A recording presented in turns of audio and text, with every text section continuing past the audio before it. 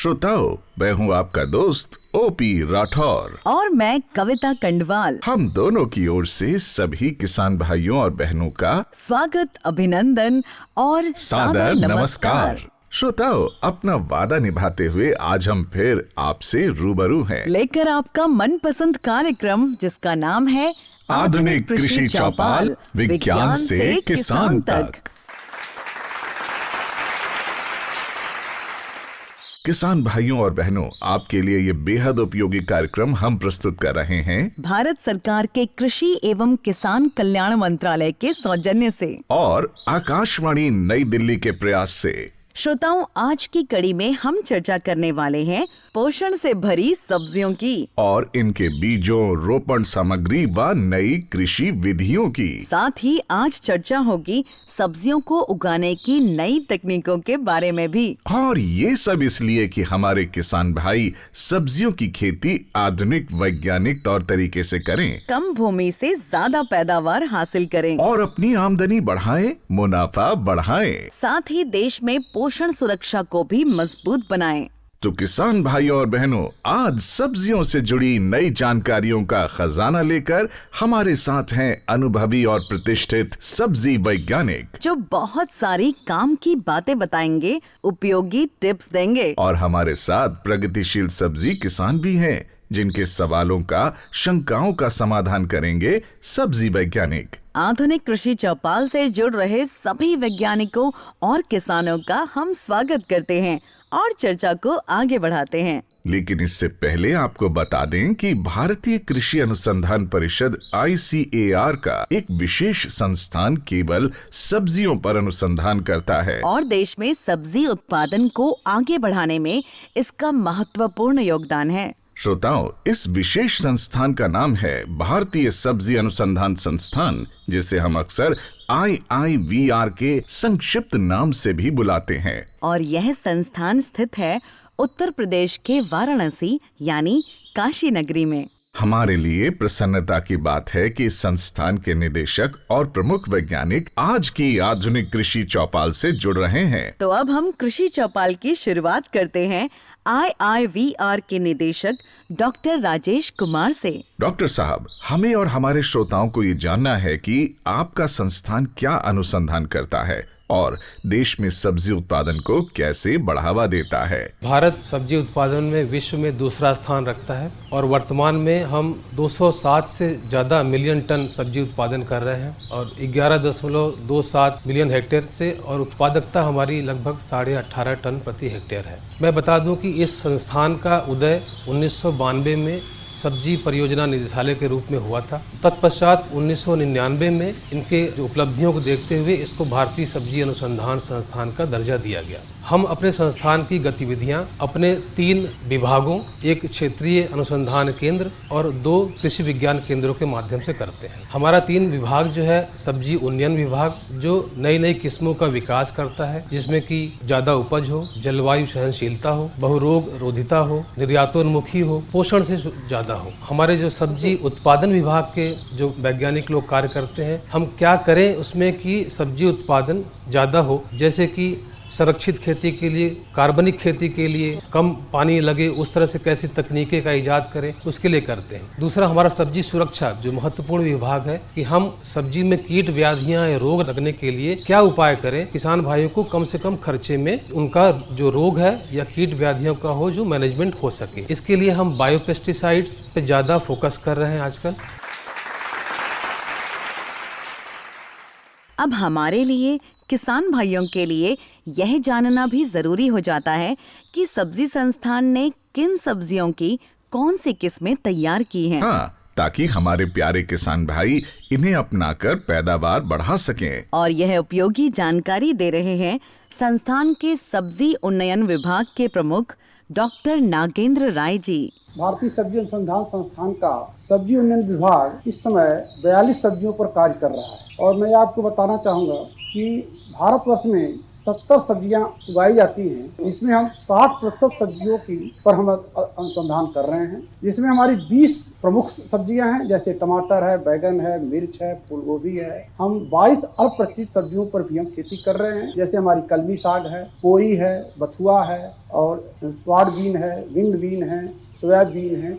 इन से अल्प प्रतिष्ठित सब्जियों पर भी कार्य कर रहे हैं। ये जानकर आपको खुशी होगी कि भारतीय सब्जी अनुसंधान के 34 साल हम पूरा कर चुके हैं और 34 साल के इस विभाग ने 134 प्रजातियों संकर किस्मों का विकास किया है और हमारी लगभग 40% प्रजातियां ऐसा हैं जो हमारे किसानों तक पहुंच चुकी हैं और जिसमें से कुछ प्रजातियां ऐसी प्रचलित हो चुकी हैं, जैसे हमारा टमाटर का काशी अमन है, बैगन का हमारा शंकर काशी संदेश है, मिर्च का हमारी जो है काशी कोमल है, काशी अनमोल है, काशी रत्ना है और इसी तरह से लोबिया में हमारी काशी कंचन है, काशी निधि है और भिंडी में हमारी काशी सैसूर है, काशी पराक्रम है। नेनुआ में आप में देखें तो काशी श्रेया है और काशी ज्योति है।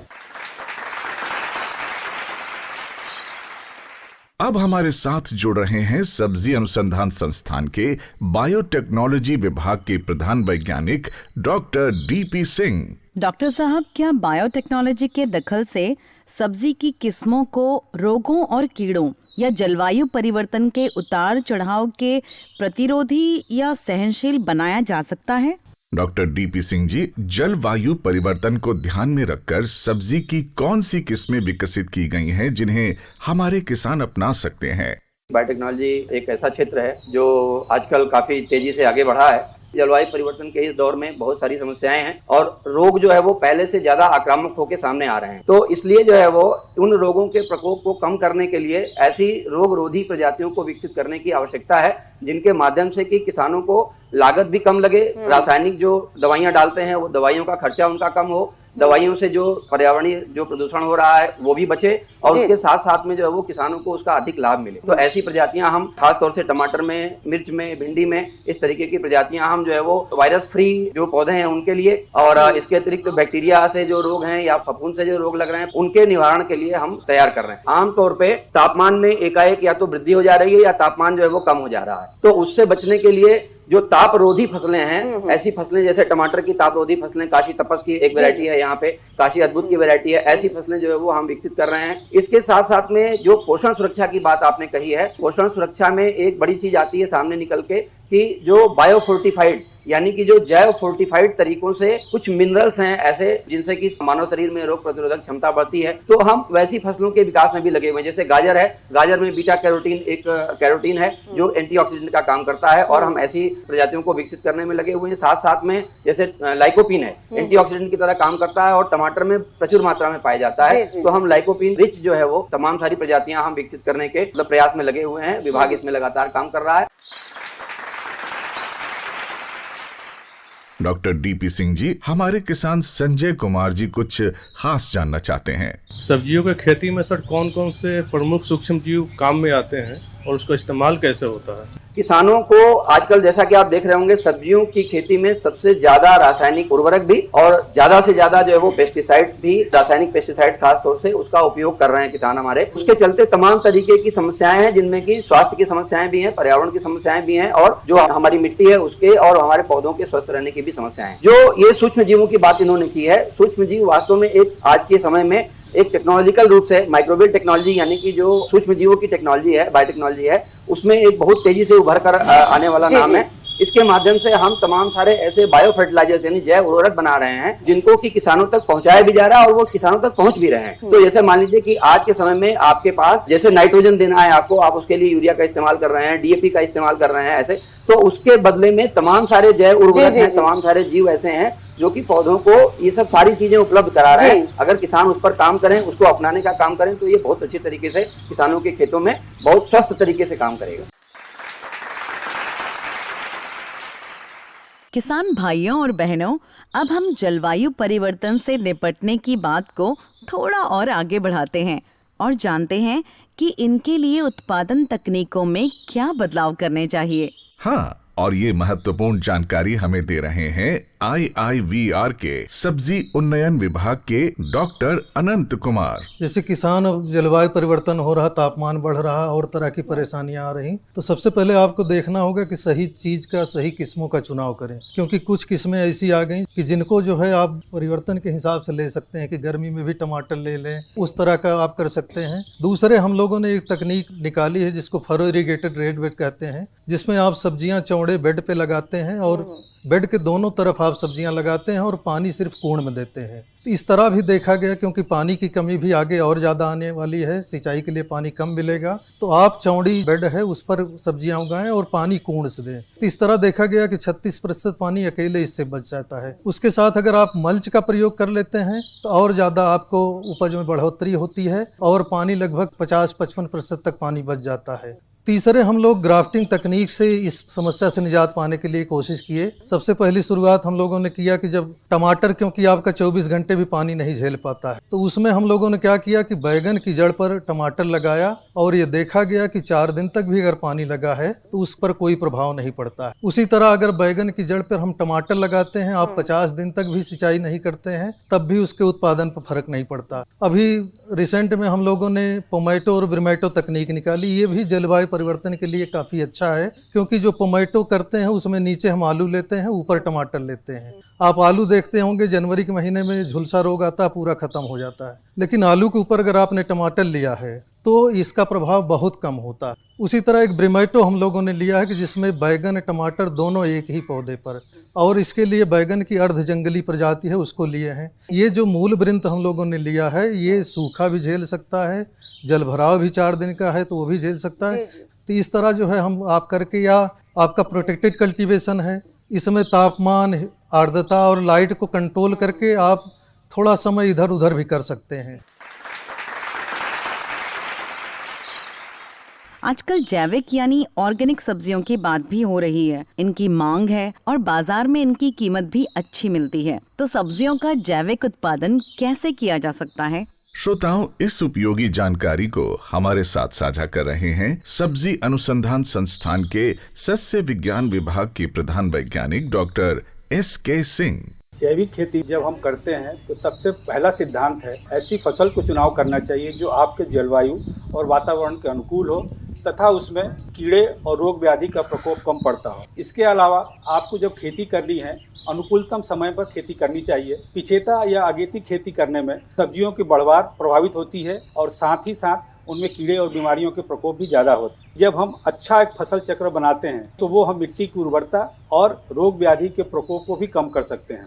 सभी सब्जियां और सभी कंडीशंस में ऑर्गेनिक फार्मिंग या जैविक खेती को नहीं किया जा सकता है। ऐसा रिसर्च में पाया गया है कि जैविक खेती के लिए बहुत सारी सब्जियां बहुत ही अनुकूल हैं और काफ़ी अच्छा रिस्पांस देती हैं। जैसे कि रबी के मौसम में अगर हम बात करें तो ब्रोकली हो गई, फूल गोभी हो गई, पत्ता गोभी हो गई, जड़ वाली सब्जियों में मूली हो गई, गाजर हो गया, पत्ती वाली सब्जियों में पालक हो गया, मेथी हो गया, ये काफ़ी अच्छा परफॉर्मेंस देते हैं। इसी तरह खरीफ के मौसम में भिंडी हो गई, लौकी हो गई, लोबिया हो गई, और साग वाली में चौलाई की साग भी अच्छी उत्पादन देती है। साथ ही हमको एक ध्यान रखना है, पूर्वी उत्तर प्रदेश के गंगा के मैदानी क्षेत्र में फसल चक्रों को हम अपनाते हैं तो उसमें भिंडी, मटर, लोबिया, और अगर इनका पोषक तत्व प्रबंधन करना हो हमें तो पोषक तत्व के रूप में हमें जितने भी ऑर्गेनिक इनपुट्स हैं उनको एकीकृत करके देना चाहिए। जैसे कि हम बताएं कि अगर भिंडी की खरीफ में आप फसल ले रहे हैं जैविक खेती में तो आपको 10 से 15 टन गोबर की खाद, 3 से 4 टन वर्मी कंपोस्ट और 1 टन नीम की खली का प्रयोग प्रति हेक्टेयर के रूप में करें। साथ ही हमारे संस्थान द्वारा विकसित ट्राइकोडर्मा, एक्टिनोगार्ड और CRB7 को आप इस्तेमाल करें। लगभग 100 से 125 कुंटल प्रति हेक्टेयर की उत्पादन क्षमता प्राप्त कर सकते हैं। सब्जियों के जैविक उत्पादन की बात चल रही है तो हम यह भी जानना चाहेंगे कि इसमें IPM की क्या भूमिका है, यह कैसे लाभकारी है। बता रहे हैं संस्थान के फसल सुरक्षा विभाग के प्रधान वैज्ञानिक doctor KK Pandey ji. IPM यानी कि एकीकृत नाशी जीव प्रबंधन कहते हैं। इस तकनीक में कई विधाओं को समावेश किया जाता है, जैसे कि भौतिक है, रासायनिक है, जैविक है, या अवरोधी किस्मों का है, या सस्यावर्तन की बात है।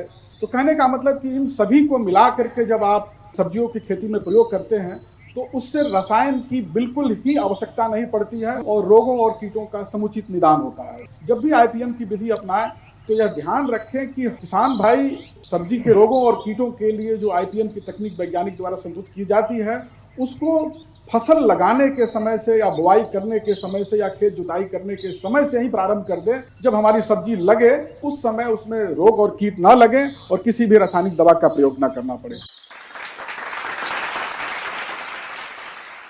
हमारे किसान भाइयों को अक्सर सब्जी फसलों में मिट्टी से मिलने वाले रोगों का सामना करना पड़ता है, इसलिए हम इनके उपचार या निवारण के उपाय भी जानना चाहेंगे। यह उपयोगी जानकारी दे रहे हैं डॉक्टर के पांडे जी।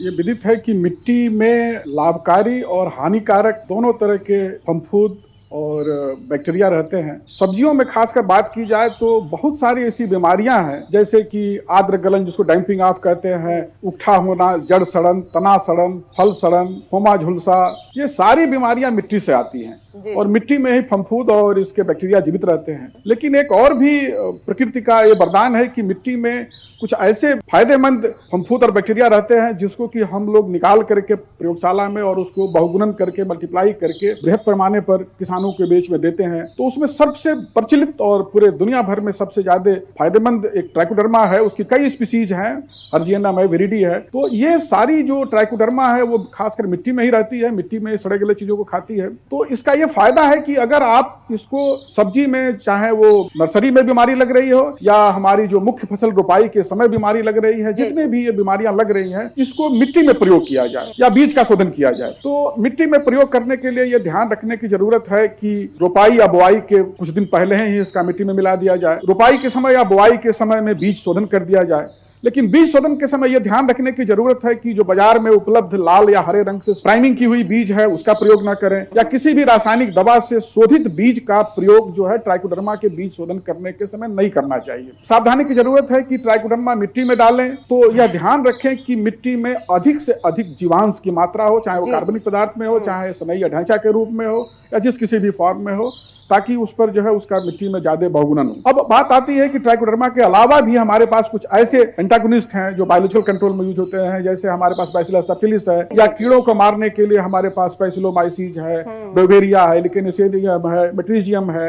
इन सब भी ये मिट्टी में रहते हैं। इनको निकाल करके हम कीड़ों के जो खासकर रस चूसने वाले कीटों के ऊपर प्रयोग कर सकते हैं। किसान भाइयों और बहनों, सब्जी अनुसंधान संस्थान द्वारा अनेक योजनाओं के जरिए नई तकनीकों को किसानों के खेतों तक पहुंचाया जा रहा है ताकि पैदावार ज्यादा हो, किसानों का मुनाफा बढ़े। बिल्कुल, ऐसी कुछ योजनाओं के बारे में बता रहे हैं संस्थान के प्रसार विभाग के प्रधान वैज्ञानिक डॉक्टर नीरज सिंह। प्रमुख कुछ जो परियोजनाएं इस समय जो हमारे इस संस्थान के द्वारा चलाई जा रहे हैं उसमें सबसे पहले है फार्मर फर्स्ट। यह परियोजना पिछले एक दशक से जो है ये बनारस और मिर्जापुर के अलग अलग गांवों में यह परियोजना चलाई जा रहे हैं और इस परियोजना की खासियत ये है कि इसमें किसानों की सहभागिता के साथ साथ जो फार्मर्स इनोवेशन की हम बात करते हैं उसे भी ध्यान में रखा जाता है और उनके जो अवेलेबल रिसोर्सेज है, जो संसाधन उनके पास उपलब्ध है, उन चीजों को ध्यान में रखते हुए जो हमारे इस संस्थान की जितनी भी तकनीकें हैं उनको हम उन तक पहुंचाते हैं। और इसमें देखा गया है कि इससे हमारे लगभग जो है 15 से 30% तक की वृद्धि जो है सो अलग अलग जो है सो फसलों में पाई गई है। साथ ही साथ कुछ वर्गीकृत जो वो भी हमारे पास परियोजनाएं, फ्लैगशिप प्रोग्राम ये चल रहे हैं, जैसे कि अनुसूचित जाति के लिए और अनुसूचित जनजाति के लिए। अनुसूचित जाति के लिए वैसे तो सरकार पूरे देश भर में ये कार्यक्रम चला रही है, मगर ये संस्थान 3 राज्यों में, उत्तर प्रदेश, बिहार और पश्चिम बंगाल में ये कार्यक्रम जो है चला रहे हैं।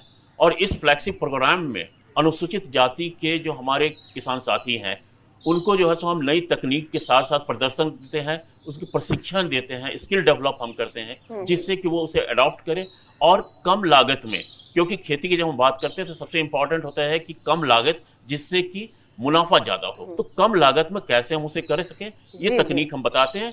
साथ ही साथ जो अनुसूचित जनजाति के जो ट्राइबल्स हमारे साथी हैं उसके लिए उत्तर प्रदेश और झारखंड, ये 2 राज्यों में जो है सो हमारे ये फ्लैगशिप प्रोग्राम चल रहे हैं। और इसमें लगभग 40 गाँव में अब तक हम जो है सो अलग अलग जो है सो क्षेत्रों में जो है सो ये कार्य हम कर रहे हैं प्रशिक्षण और स्किल डेवलपमेंट कर रहे हैं, साथ ही साथ जो हम प्रदर्शन कर रहे हैं, डेमोन्स्ट्रेशन अलग अलग टेक्नोलॉजी के दे रहे हैं और इससे किसानों को काफी लाभ हुआ है। और अब हम आधुनिक कृषि चौपाल की चर्चा को ले चलते हैं देश के सुंदर पूर्वोत्तर राज्यों की ओर। हाँ, और यहाँ सब्जी उत्पादन को बढ़ाने की बहुत संभावनाएं हैं, क्योंकि यहाँ प्राकृतिक खेती और जैविक खेती का बोलबाला है। IIVR द्वारा यहाँ सब्जी की खेती को बढ़ावा देने के लिए क्या कुछ किया जा रहा है, बता रहे हैं संस्थान के सब्जी उन्नयन विभाग के प्रधान वैज्ञानिक डॉक्टर राकेश कुमार दुबे। उन सभी राज्यों में अगर हम सिक्किम को देखें तो बाय डिफॉल्ट एक तरीके से ऑफिशियली वो ऑर्गेनिक स्टेट के रूप में डिक्लेयर भी है। साथ ही साथ अगर हम नेशनल एवरेज से देखेंगे फर्टिलाइजर और पेस्टिसाइड एप्लीकेशन का, तो उन राज्यों में निश्चित तौर पर बहुत ही कम मात्रा में पेस्टिसाइड वगैरह का प्रयोग होता है।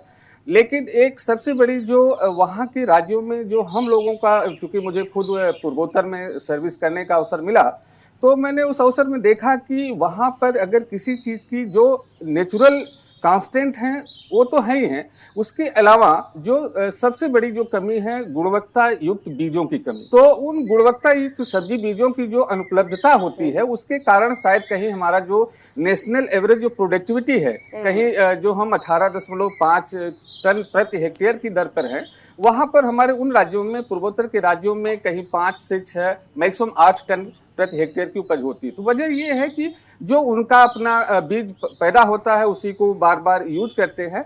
तो उस दिशा में भारतीय सब्जी अनुसंधान ने बहुत अच्छा पहल किया है। पिछले लगभग 5-6 सालों से हम लोग लगातार उनको ट्रेनिंग दे रहे हैं, फ्रंट लाइन डिमॉन्स्ट्रेशन, और एक तरीके से हम जो वहाँ की ऑर्गेनाइजेशन हैं, जैसे सेंट्रल एग्रीकल्चर यूनिवर्सिटी है, ICR के विभिन्न सेंटर्स हैं, आत्मा के सेंटर हैं, KVK हैं, FPOs हैं, इनके माध्यम से हम उनको अलाइन करके, और अच्छी बात यह है कि लोकल उनकी भाषा में हम अपनी चीज़ों को, साइंटिफिक भाषा को वहाँ पर पहुँचा रहे हैं।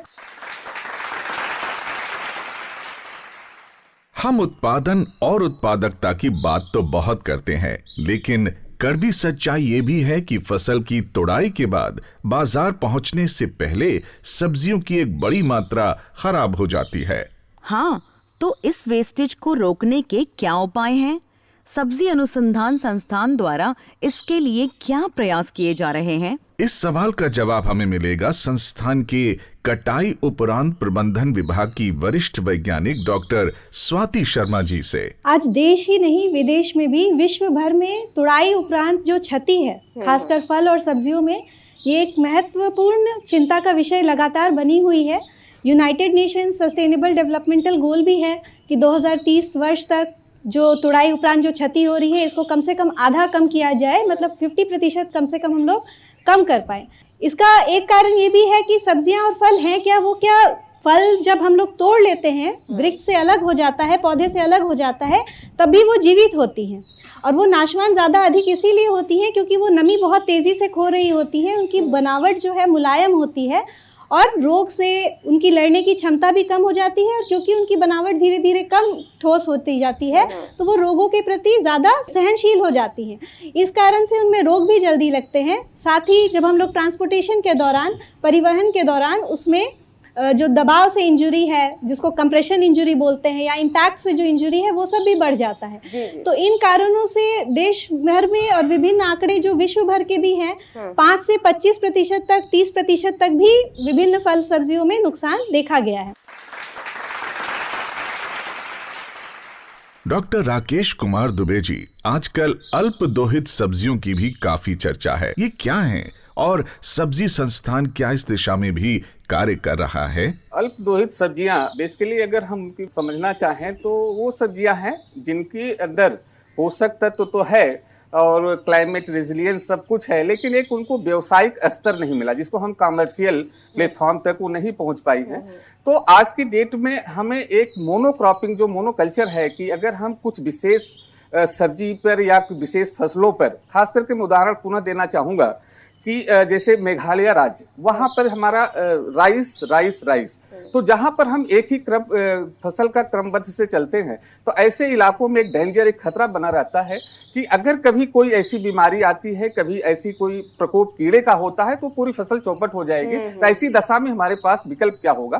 तो मुझे निश्चित तौर पर ये मानना चाहिए, यकीनन ये होना चाहिए कि फसल में विविधीकरण लाना जरूरी है। तो अगर वो मुख्य फसलों को हम जोड़ते हैं, साथ साथ अगर हम अल्प दोहित सब्जियां जिनका कि आज व्यवसायिक स्तर नहीं है, तो किसान भाई उनको अपनी मुख्य फसल के साथ साथ इन फसलों को भी खेती के लिए उगाना चाहिए। और सबसे अच्छी बात है कि इन फसलों में जलवायु के प्रति सहिष्णुता, अनुकूलता बहुत अधिक है। डॉक्टर स्वाति शर्मा जी, मेरे मन में एक शंका है। हमारे देश में बड़ी संख्या में छोटे और सीमांत किसान हैं। इनमें सब्जियों के प्रसंस्करण के लिए कोई प्लांट या मशीन लगाने की क्षमता नहीं है। डॉक्टर स्वाति जी, तो ये सब्जियों का प्रसंस्करण करके अपनी आमदनी कैसे बढ़ाई जाए? प्रसंस्करण के लिए निश्चित ही हमें बहुत सारे इंस्ट्रूमेंट्स की ज़रूरत पड़ती है, पर अगर हमारा टर्नओवर ज़्यादा हो, मतलब प्रतिदिन हम लोग अगर ज़्यादा प्रसंस्करण करना चाहें तो हमें ज़रूरत पड़ेगी। पर अगर हम लोग लघु स्तर या घरेलू स्तर पर कुछ बनाना चाहें तो ऐसे बहुत सारे कई तरह के प्रसंस्कृत उत्पाद हैं जो आप घर पे बना सकते हैं। FPO के माध्यम से बहुत सारे किसान हैं जो जुड़कर एक साथ उसकी ब्रांडिंग कर सकते हैं।